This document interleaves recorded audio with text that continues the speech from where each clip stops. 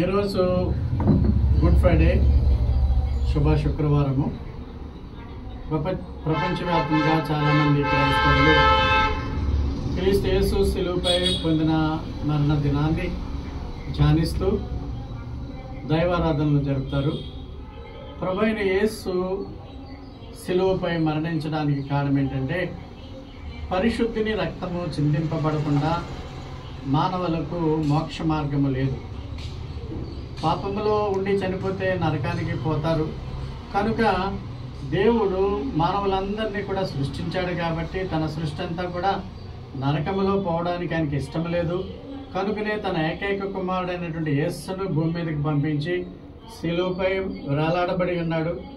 మన వేలాడబడి ఆయన రక్తము చెందించాడు. ఆయనను విశ్వసించిన వారికి పరలోకపు మార్గము సుగమనం అవుతుంది. కనుక యేసు మరణం ద్వారా మనకు మా స్వర్గపు ద్వారాలు తెరుచుకుంటున్నాయి. విశ్వాసులందరూ కూడా పరలోకానికి వెళ్ళేటువంటి గొప్ప శుభదినమే శుభ శుక్రవారము. ఈ శుక్రవారపు శుభములు సిసిసి ప్రేక్షకులందరికీ కూడా కలగాలని Rajahmundry church of God Vizianagaram వారు కోరుకుంటున్నారు, ప్రార్థిస్తున్నారు. Thank you.